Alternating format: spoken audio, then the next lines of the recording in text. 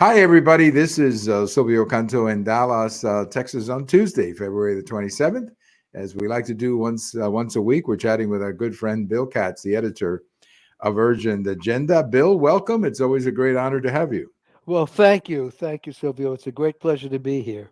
All right. Well, let me begin with before we get to all the serious stuff, and there's just a lot of ugly, serious stuff happening, but I just want to bring up Elizabeth Taylor, who was born on this day in 1932, passed away in 2011.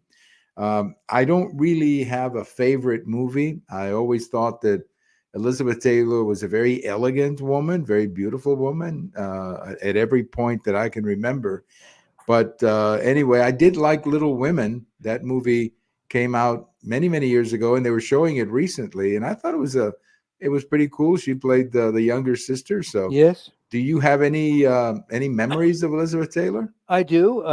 She shot to substantial fame in a movie called National Velvet, which was a story, I believe, if I recall correctly, about a girl and her horse.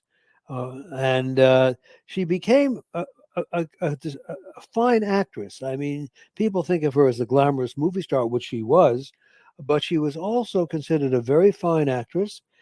She was only 5'2", which I think is interesting because in the screen impression of her was very impressive.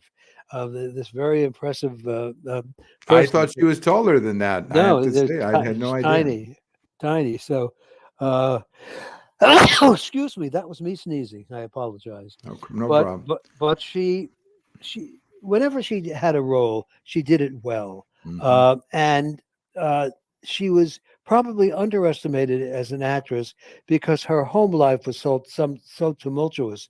I don't know how many. Again, I'm sorry. I don't know how many times she was married. Maybe I'll go to the computer and look it up. Yeah. But that it affected the her image. Your home life, they say theoretically shouldn't affect an actress's image because all she is supposed to do is give a good performance. But it inevitably it it does. Here I've come to the page. She was married to Conrad Hilton, Michael Wilding, Mike Todd, Eddie Fisher, Richard Burton, Richard Burton again for the second time, John W. Warner, who was an influential senator from Virginia. Senator, yes, yes, Yes, and Senator, Larry yes. Fortensky.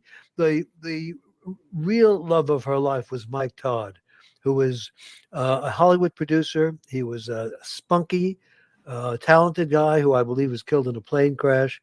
And then she went on to marry Eddie Fisher, Mm, who was a wonderful singer, by the way, but not much of a human being. no, He kind of had a trashy private life, which shocked many people.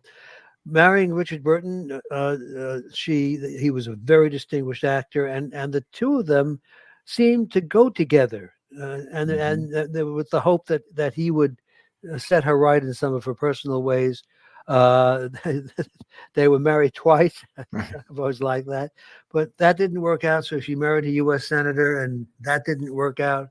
And I don't know Larry Fortensky. I believe was a laborer, worked on on her house or something. Married him, but she she was a person therefore with a mixed image. right. Uh, Died at the age of 79. Was considered one of the biggest stars in Hollywood. I mean, really, she almost signified Hollywood because of her glamour. She had a private company. I think it was a jewelry company. But she could have done much more. Right. I never met her. People I know who knew her said she was extremely intelligent. She could have become a studio executive, or Joan Crawford became a businesswoman. But unfortunately, it didn't happen. And uh, uh, she was British. She was not American. Right. She was born in London, yeah, and grew up here, Yes. yeah. And And so was Burton, right? Richard Burton was British too, right? oh yes, yes, Yeah. or But Welsh. they made but I remember them as a couple, and they made a great couple. At least Oh, absolutely, absolutely. very photogenic couple that they always were. But I keep thinking, Bill, these little twists of history, Imagine if Ronald Reagan had not selected George Bush for vice president in 1980, and he had selected John Warner from Virginia. Yes. Maybe Elizabeth Taylor could have ended But up as our first lady as someday. first lady, and you Yeah, want to know something? I think she would have done a terrific job. I think so too, because she had a great personality, and she was one of those people that could go around the world in a sense and present Yes. herself. So yeah, but as I said, I don't have like a real breakdown of her movies, but I do remember Little Women. They were showing that here recently, and I thought it was a nice movie. And she was very young in that movie because Yes. I think she must have been still a teenager when she made that movie. But I thought she did a good job, and of course Cleopatra, which I guess is their famous movie. But that movie always struck me as if they had too much of a budget to spend. Yes, I that's mean, exactly right. seemed like And every little thing and the kitchen sink ended up in that movie, Bill. yeah, that's exactly. I think it was her demand. I mean, she was extremely expensive. It's interesting that you bring up Little Women because in the 1930s, which was Hollywood's first great decade, there were many, many young actors and actresses. There were many children's films. Of course, that's the era of Judy Garland. It was the era of Shirley Temple. And one of the interesting things about that is that the studios, in order to employ these actors and actresses at a young age had to provide their education. They had to guarantee that they were getting the same education everyone else got, and by law. And MGM actually started an education unit, and it grew to not only educating young children, like Mickey Rooney.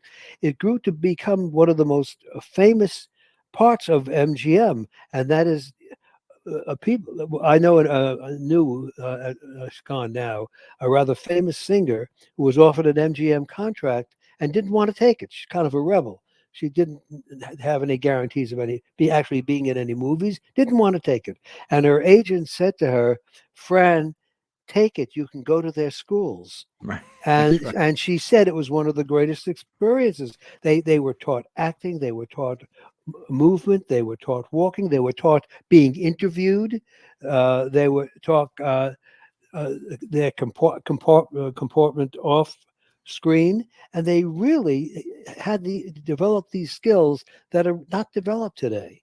I mean, I interviewed many when I was on the Tonight Show, many of the performers from that period, and what always struck me is that no matter where they came from, no matter how poor a family they came from, they always spoke beautifully Right. because Well, they had been trained. Elizabeth Taylor certainly did. Oh She yes. had a great presence. But anyway, Elizabeth Taylor, born, as you said, in England in 1932. And then I read that she came to the United States with her family in 1939, or I guess that would be shortly before her career.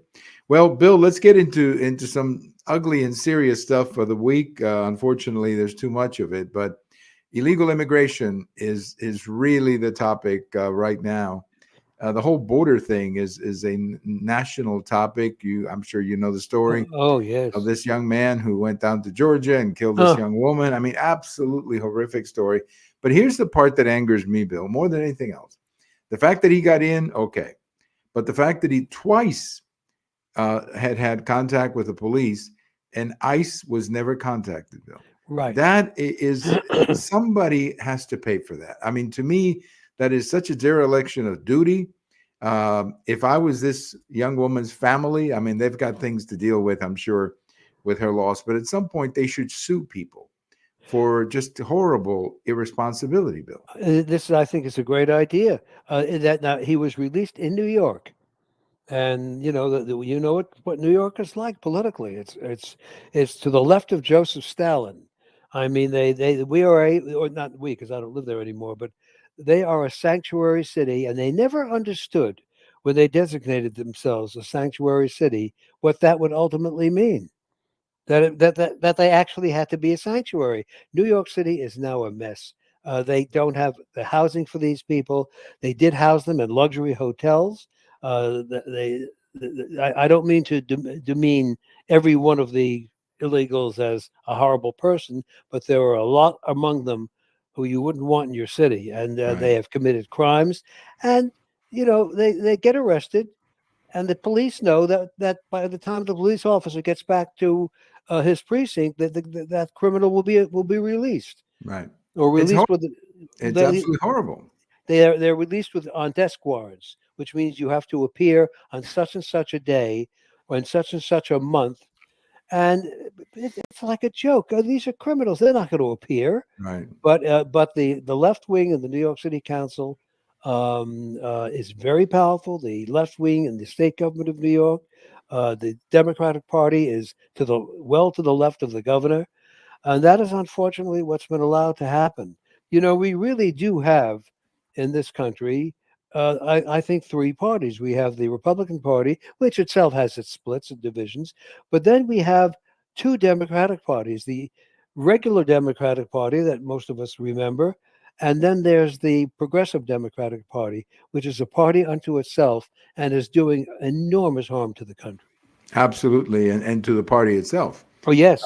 as we're seeing. But in this case, as I said, I mean, I'm sure the family of this young woman doesn't want to be exploiting her tragedy or their tragedy or being on television a lot. I can understand that, but they need to sue because these cities have a responsibility if they arrest somebody to turn them over to ICE. And not only are they putting the lives of like this young woman down in Georgia in danger, who knows who else he beat up or did something to in New York.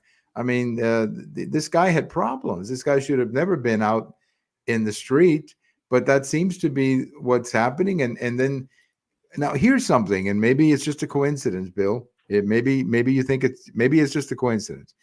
But he goes from a sanctuary city to another sanctuary city. Yes. Mhm. Now, you tell me, maybe it's a coincidence, or maybe these people know, they have like a little map and they know which places to go to, Bill. I wouldn't be surprised if that's the case. I wouldn't be surprised if that's the case because they have done some interviews. I saw one on Fox earlier in the week where the reporter, who also spoke Spanish, was able to talk to them and ask, "Which city are you going to?" Every one of them had a target city, which means they were prepared for this. Uh, One of the things that also strikes me is the number of people from China who are coming across the border. And of course, China is, no matter what they say in Washington, it's an enemy country. And they say they are mostly young men of fighting age. And I have to wonder, no accusations made. I haven't got proof against any of them. I have to wonder what we're in store for. I Mhm. mean, many people have said, it's certainly not original with me, that we're going to have another 9/11. It's completely possible. I mean, either this is all a big coincidence or they're getting their troops ready. I mean, because you're right. You got these people coming in. Apparently, the biggest problem with these Chinese young men is it's in Arizona. That's where apparently Yes. they're coming in because one of the good things that the governor has done here in Texas is that we have pretty much effectively closed the border. That's one of the good things that we've done here. So these people are now going around, if you will, and going west, and they're going to California. Look what's happening in San Diego and in Arizona at the same time. And they're coming in, and I don't know how these places are going to deal with them. California just came out and said that they have a $78 billion deficit. Incredible. So I mean, that's a lot of money they're going to have to collect from taxpayers to make up for that. And then of course Arizona has always been not a poor state, but certainly not as big as other states. So it's just a mess. And then the Biden administration, I guess President Biden all of a sudden decided that he had to go to the border. Yes, he finally decided that would be a place for him to go. Isn't that Yeah, isn't that interesting? that is. It was noted earlier in the week on one of the news programs, which had a very intelligent discussion, which is rare. People was on talking about the size of the immigration population, the illegal, I should point out, and they said, and this is why it's important. They will be counted, even though they're illegals. They will be counted in the census. and the census is what determines congressional districts. Hmm. And this can be a disaster for this country. Right. There are so many illegals in the country that if you count them in the census, they can flip congressional districts. Well, They don't even have to vote. right. Their very presence will affect the Well, way the certainly district is distributed. reshape Yes, districts in California where they're sure. losing people, for example, or New York.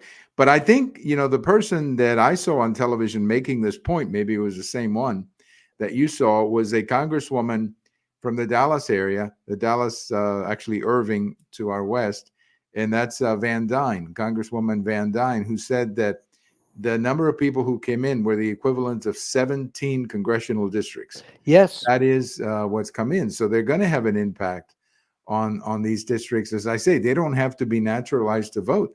Just their mere presence is going to mean that whatever losses New York or California have in population, they can replace these people with these migrants. But Bill, I think that this is such an unhumanitarian way to do things, because I was listening to the governor of Colorado, again, a Democrat, and he was saying that these people arriving are hurting their housing market. They don't have enough housing.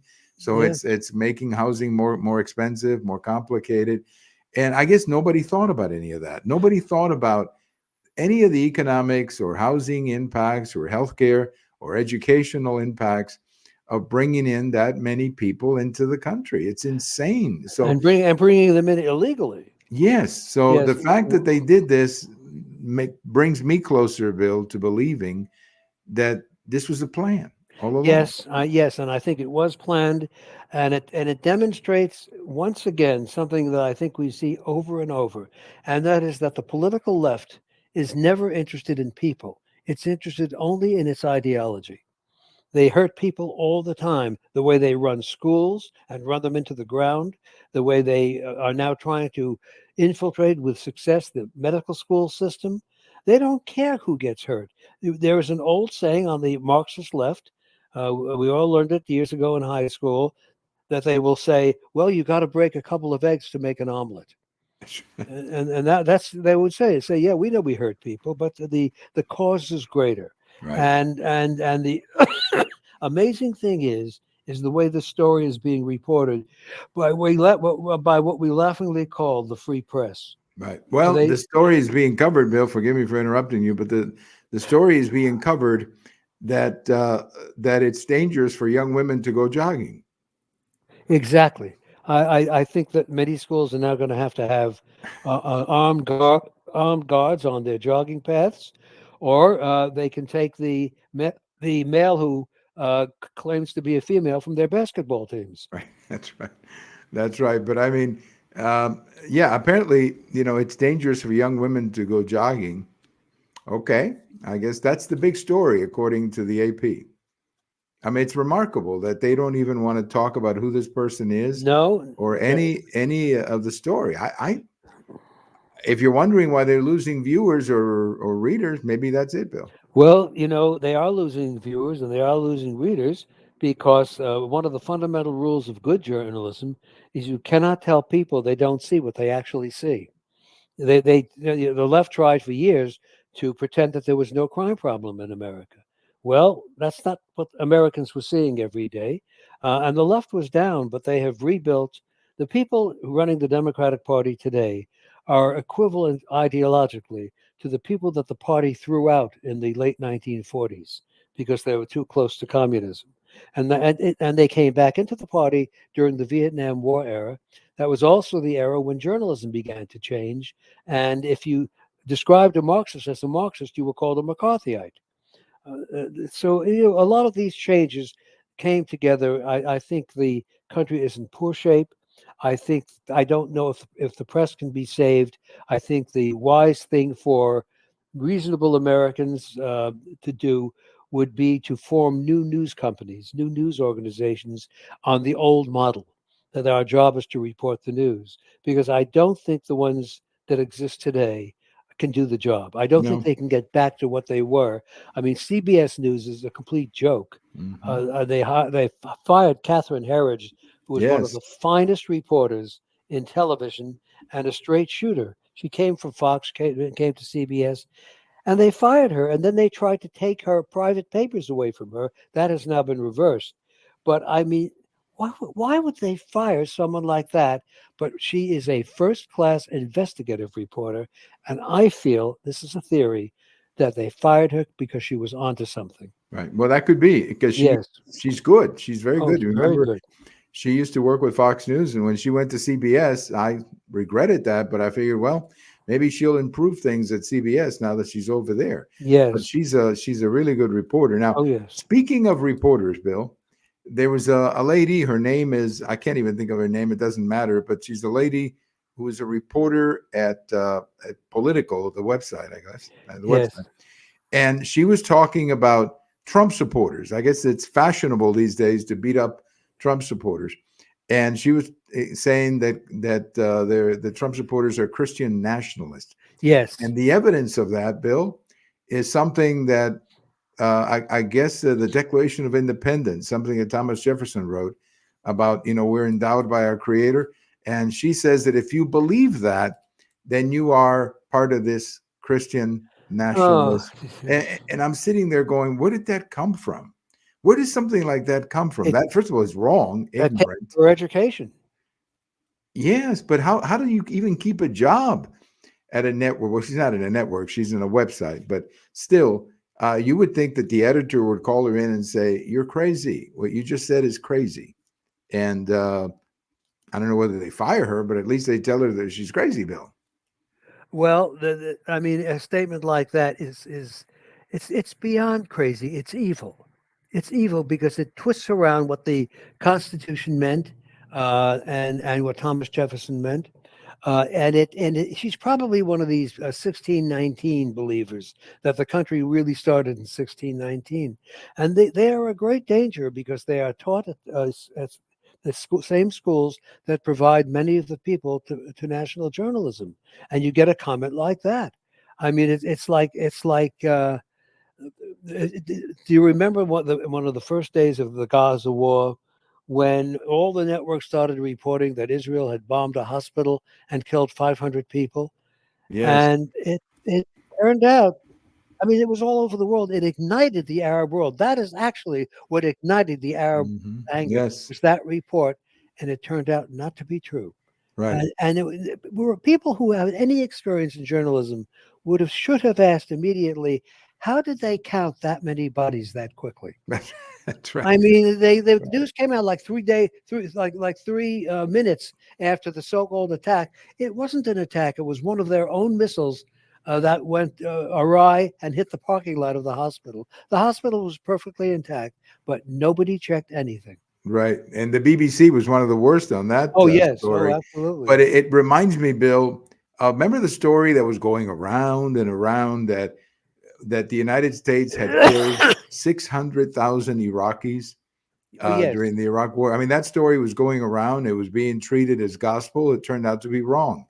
No, we didn't kill 600,000 Iraqis. Saddam Hussein may have, yes. but we didn't. But Bill, getting back to this lady with political reporter, uh, and then bringing in Bob Costas into the conversation, it seems fashionable these days to attack Trump supporters. It's almost like the only way you can get your credentials as a liberal or as a reporter or anybody these days is to attack Trump supporters, to say Yes. something nasty about them. Look at Bob Costas. My gosh, I grew up watching the baseball Saturday afternoon pregame show that he used to do. He was a great baseball, I guess other sports too, reporter.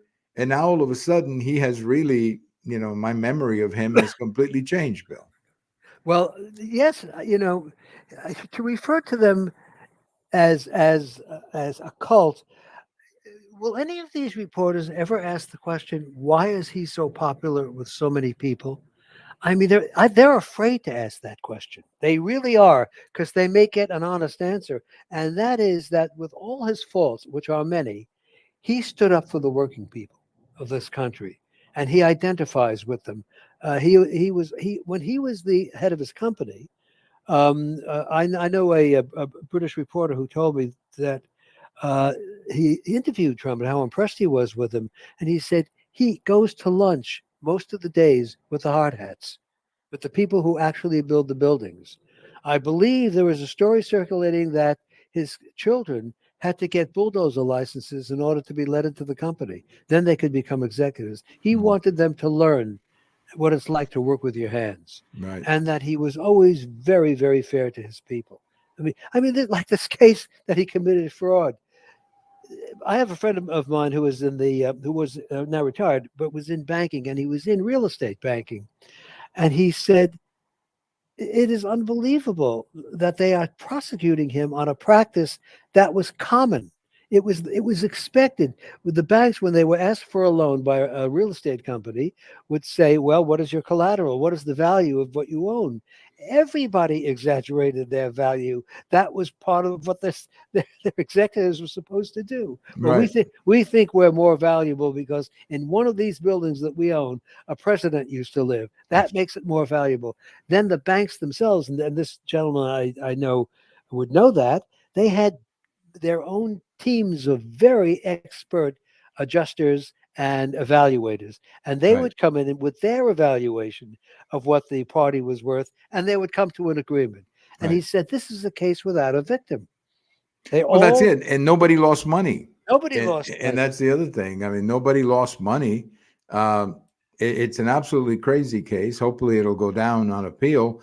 But here's the interesting thing, Bill, talking about New York. Even the governor has been asked about this because the governor had to say, well, no, this only applies to Donald Trump. Well, really? I mean, it could apply to anybody. They could do this to anybody who's on the other side politically, Bill. Yes. And there have now been some reports of some major figures in finance who are leaving New York because they're afraid they're going to be targeted. Why wouldn't they be targeted if they can get away with something like this? I mean, they could go after, let's say this lady Letitia James Oh goes God. after a Republican businessman who doesn't want to contribute to the Democrats, for example. Right. Hmm. So they go after this person. I had one time a Mexican businessman who invested in the United States. I asked him one time, why do you invest in the United States? I kind of knew the answer, but I wanted to hear from him. And he said, well, I invest in the United States because I can trust contracts and I Hmm. can trust the judges. And I know that at the end of the day, uh, I'm going to get a judge. The judges are going to be, they're going to go by the law. They're not going to be in the pocket of a politician or another politician. And that has really been the essence of American investment, Bill. The fact that people all over the world trust the United States, they trust the system. But this judgment in New York really raised a lot of questions. Oh, very. I've seen more than one investor on TV saying, "Hey, this is bad. This is really bad for New York, Bill." Yes, and it is bad for New York because I think you're going to find a lot of people, unless they're prepared to join the Democratic Party for business reasons, but a lot of people are going to leave, and of course that applies to small business as well. Uh, For the sure. the the um, the situation is bad here, and even who she is, Letitia James. This is a woman who ran to be Attorney General of New York, which has always been a very prestigious position because New York is a great law center. She ran on the platform of getting Trump, and nobody asked her, well, what did he do that was illegal? The press just let her go. She is not really a major figure in the Democratic Party. She ran on the platform of the Workers' Party. Oh no, the Working People's Party. The Working People's Party is just an old Marxist political party. Nobody wants to discuss that either. I mean, we have a press that is so scandalously corrupt, and a lot of that corruption is in New York that I don't even know why they exist. Right. But she wants to be governor, and she may get to be governor, but maybe if she runs, she will run into some opposition. Well, I Now, hope so, and maybe yeah. somebody, even somebody like Lee Zeldin, can try it again. I hope so. Well, I hope Uh, so. but no, but you're right. I mean, I just feel that this hurts New York, Oh, it and does. it hurts New York a lot because investors are very worried about this, and they should be. They should be. When you start bringing that much politics into what really shouldn't be political at all. This should be a straight up and down business case. Yes. Who committed fraud? Who got hurt?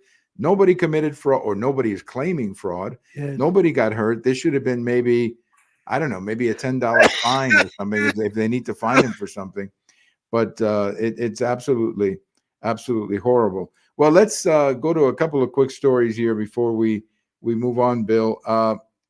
The primary in South Carolina was a pretty big victory for President Trump. There's one today in Michigan. Yes. But the big story in Michigan, and I don't know if this will materialize, but the big story is on the Democrat side, where apparently uncommitted is going to be on the ballot, and there's that congresswoman who's telling people to vote uncommitted. That could be Yes. embarrassing for President Biden. Well, they suddenly they they suddenly discovered that Michigan has a fairly large Muslim community. I think it's the largest in the country in Dearborn, and they're afraid of losing that vote. I don't know if they ever had it, and it's a pretty radical community. Yes, it's what's her name, Talib, who's a real anti-Semite, and they as soon as they realized they might, the White House sent a representative to the Dearborn community to apologize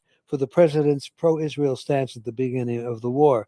Now, the mayor of Dearborn is a Hamas supporter, which is wonderful. I mean, we have Hamas supporter as the mayor of an American city.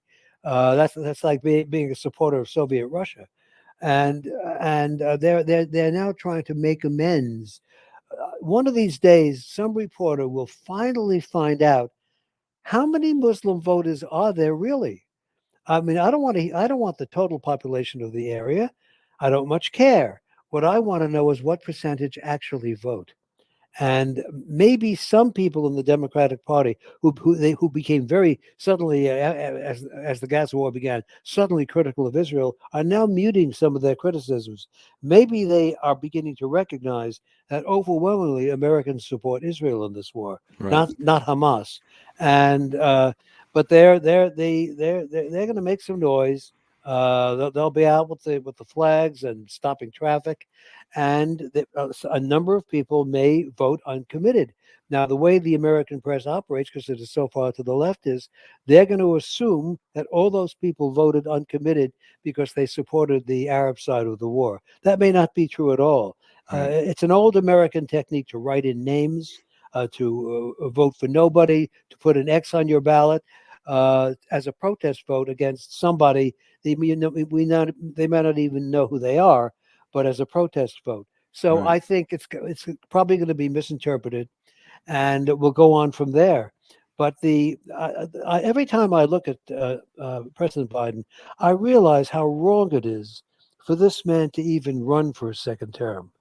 He is in such bad shape. I mean, Mm-hmm. he doesn't know where he is half the time. If he Right. were to get a call at 3 o'clock in the morning on a national nuclear issue, I would be frightened that he would not know what it is about, or that he would make a terrible decision in his confusion.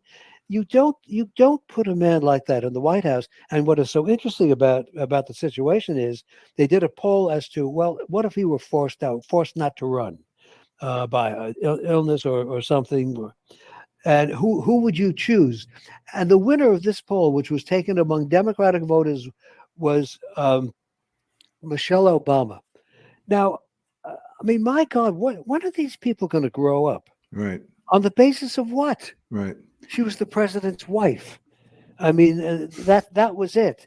I mean, the idea of putting a statesman or stateswoman in that role instead of Biden doesn't even occur to them. No. Everything is based on identity politics and that kind of thinking. The Right. Democratic Party has some good people. I mean, they could they could find them in the Senate and the House, some thoughtful people. But my God, to even think that Michelle Obama was a serious choice. But it's all about, I mean, it's all about feeling good and Yes, that's personality, it. identity politics, and all of that. And Sure. I think they're killing the party, honestly, with it, because if we've learned anything about identity politics, is that It's not working real well in the Biden administration. The vice president, the secretary of transportation, the secretary of energy, and the press secretary, they're all products of identity politics, and none of them know what they're doing. Well, that's exactly right. Yeah. Or they do know what they're doing. They're following orders, and the orders are horrible. They're coming from the worst people. I Right. mean, our national security apparatuses, it seems not to be working at all, and we are losing people from the armed forces, and the people that they are getting are below standard. That's right. That's right. No, it's we're in a very bad situation, to say the least. Bill, thank you so much for joining us. As always, have a great week up in the Empire State, and we'll hope it's still called the Empire State the next time we talk to you. You know, they're making a lot of changes up there to comply with the woke. Yes. Maybe Empire is going to be too. I don't know, too European. I don't know. Too authoritarian, maybe. I think any empire we have in New York is probably going to be leaving for other states pretty All soon. right. Well, we'll call it the former Empire Former State. Empire Yeah. State. But thank you so much. Have a great week. And as always, thank you so much for your participation, Bill. It's my appreciation to you too, Silvio. All right. Go watch an Elizabeth Taylor movie. I will do it right now. All right. Thank you, Bill. Our good friend Bill Katz, the editor of Urgent Agenda. I mentioned Elizabeth Taylor because would have been her birthday, born in 1932. And Bill brought up a couple of things about her that are very interesting. I do not have a favorite movie of Elizabeth Taylor. I know she made dozens of them. I don't even know how many, but I don't have a favorite movie.